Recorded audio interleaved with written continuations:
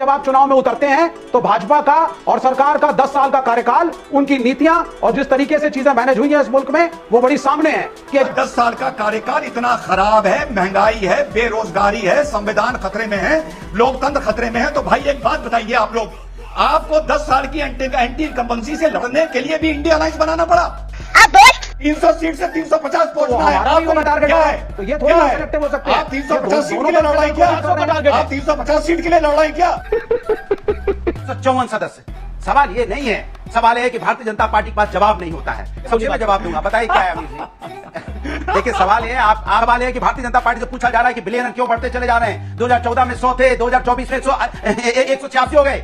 हमारे मतलब आपको अभी ट्रेलर है, पिक्चर अभी बाकी है। मैं बोला है ना, पिक्चर अभी बाकी है। हेलो एवरीवन, स्वागत है आप लोग का आपके हमारे यूट्यूब चैनल द डिबेट की एक और नई कमाल की डिबेट वीडियो में। तो दोस्तों आज का डिबेट काफ़ी ज़्यादा इंटरेस्टिंग और काफ़ी ज़्यादा धमाकेदार होने वाला है, तो आप लोग लास्ट तक जरूर से देखेगा।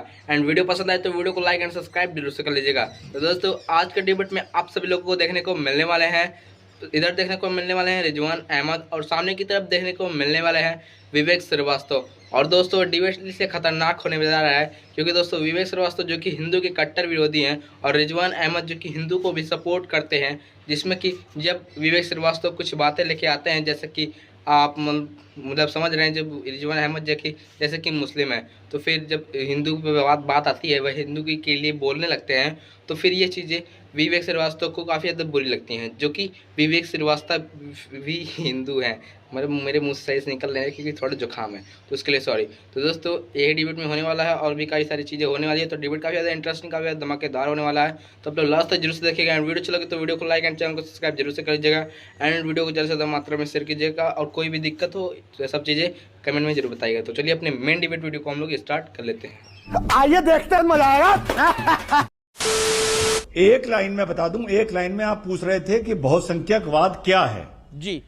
जब बहुसंख्यक अल्पसंख्यकवाद पर सवाल पूछने लगे, तुष्टीकरण पर सवाल पूछने लगे, झूठे सेकुलरवाद पर सवाल पूछने लगे, उसको बोला जाता है बहुसंख्यकवाद। जो 2014 नहीं बल्कि 13 से तभी मोदी जी सत्ता में आए, बहुसंख्यक ने पूछना शुरू कर दिया था। अब सेकुलरवाद ये चाहते हैं कि झूठे सेकुलरवाद पर, तुष्टीकरण पर और अकलियतवाद पर सवाल मत पूछो।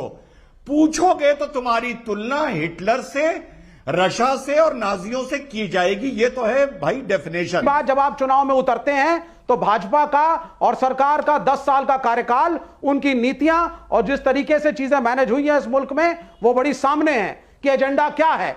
इट मे और may not be written in the manifesto, but everybody knows.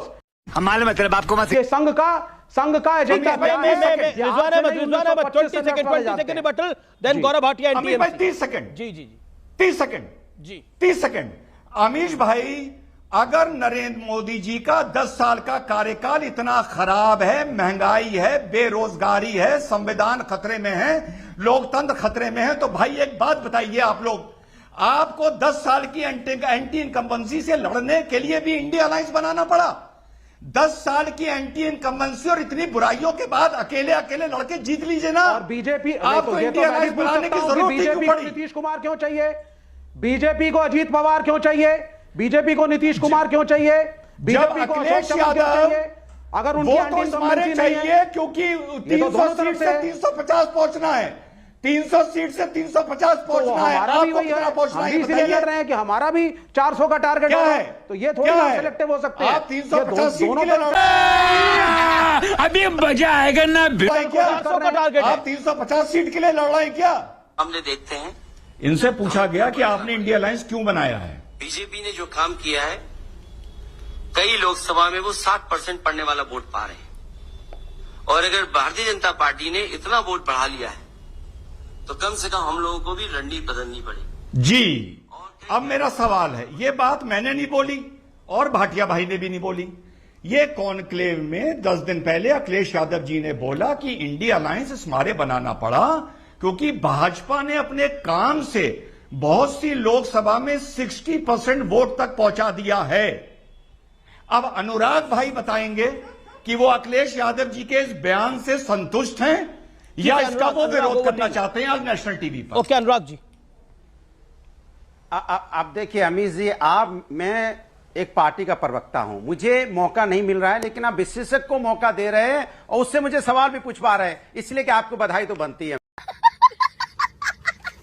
Amish जी, आपके लिए तालियां तो बनती है कि भाई आप कैसा पक्षपात कर रहे हैं कि मैं बैठा हुआ मुझसे नहीं सवाल पूछ रहे हैं, आप कह रहे हैं रिजवान जी सवाल पूछिए, रिजवान जी बीजेपी प्रवक्ता सवाल पूछिए, अब आप सवाल मुझसे पूछिए, मैं जवाब दूंगा। बताइए क्या है अमीश जी? देखिए सवाल ये, आपके सवाल 3 थे, जब मैंने शुरू किया था तो आपने 3 सवाल पूछे थे। एक, मुख्तार अंसारी के यहां क्यों गए? मैं आपको बताता हूं, इस लोकतंत्र में, प्रजातंत्र में ताकत किसके पास है?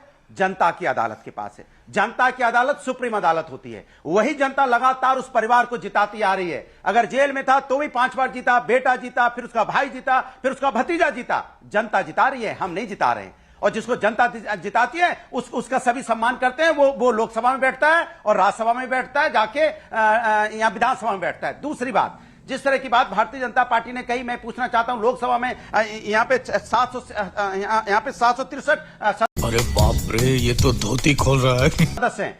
आप बताइए कितने सदस्य हैं जिनके ऊपर आपराधिक संगीन मुकदमे है? संगीन मुकदमे आपराधिक, वो है 154 सदस्य। सवाल ये नहीं है, सवाल है कि भारतीय जनता पार्टी के पास जवाब नहीं होता है। सवाल है कि भारतीय जनता पार्टी से पूछा जा रहा है कि बिलियनर क्यों बढ़ते चले जा रहे हैं? 2014 में 100 थे, 2024 में 186 हो गए। गरीब होता जा रहा है, किसान की इनकम बढ़ती जा रही, 27 रुपए पर डे आ गई, लेकिन अरबपतियों की संपत्ति 280% बढ़ गई। कहां से भाई? देश में कर्जा 205 लाख करोड़। ये बात आपने 10 मिनट पहले भी बोली, इसी दमखम के साथ बोली। Okay, you made your point Rizwan Ahmed, Anurag की बातों का जवाब। बात पूरी नहीं हुई, हो गई सर, 2.5 मिनट हो गए, 2.5 मिनट हो गए। You made your point, second और okay, you made your point. मैं आपको आगे चांस दूंगा। Rizwan Ahmed 40 second, Rizwan Ahmed 40 second, 40 second Rizwan Ahmed. Amish भाई, रिप्लाई टू अनुराग भदौरिया। अमीश भाई, फिर से अपना बड़ा मासूम सा सवाल दोहरा रहा हूं, कोई भी तीनों में से चाहे जवाब दे दे। अगर अनुराग नहीं देना चाहते, विचलित हो रहे हैं, कोई बात नहीं। अखिलेश यादव जी ने 4 दिन पहले कॉन्क्लेव में बोला कि इंडिया अलायंस इस मारे करना पड़ा क्योंकि भाजपा ने अपने काम से कहीं 60% वोट तक पहुंच गई है, हमें अपना वोट बढ़ाना पड़ेगा अपने काम से। मुझे बोलने तो हमें जवाब तो मिले ही नहीं, देश की जनता को जवाब तो मिले नहीं अनुराग का। लेकिन मैं मौका मांग रहा हूं, एक पार्टी का प्रवक्ता हो गया, आप नहीं दे सकते। आप बताइए, मैं मौका 10 सेकंड मांग रहा था, नहीं दे सकते। आप 4 बार बुलवा चुके हैं मुझे, दूसरी बार भी 10 सेकंड की बात पर एग्री करते हो? मैं क्यों जवाब दूं? मैं जवाब दूंगा जनता को। पर एग्री करते हो, इनको जवाब दे दो। अब मैं अपनी बात कर रहा हूं अमीश जी, मैं आपको संबोधित कर रहा हूं अमीश जी, मैं आपको संबोधित कर रहा हूं। आप एंकरिंग कर रहे हैं अमीश जी, मैं आपको संबोधित करके अपनी बात कहना चाहता हूं। इस देश के अंदर में 83% युवा बेरोजगार है, या आईएलओ की रिपोर्ट है। देश पे 205 लाख करोड़ का कर्जा है, जो यहाँ जीडीपी का 81% है। सम्राट चौधरी इसी देश का है और बिहार का उप मुख्यमंत्री है। क्या कहता है बेटियों के बारे में? बेटी के बारे में किडनी के लिए क्या बोला लालू जी के लिए? किडनी लेके उन्होंने टिकट दी है। क्या मैंने सवाल पूछा, मैंने सम्राट चौधरी से सवाल पूछा ना। भाई 10 सेकंड बोल ले। हाँ बोलो, 10 सेकंड बोलिए। तो इन्होंने कहा कि मुख्तार अंसारी के पास इस मारे गए, तो मेरे काबिल साथी, तो भैया विकास दुबे की भी गाड़ी पलटी थी, वो भी बड़ा कंट्रोवर्शियल था, उसके घर भी।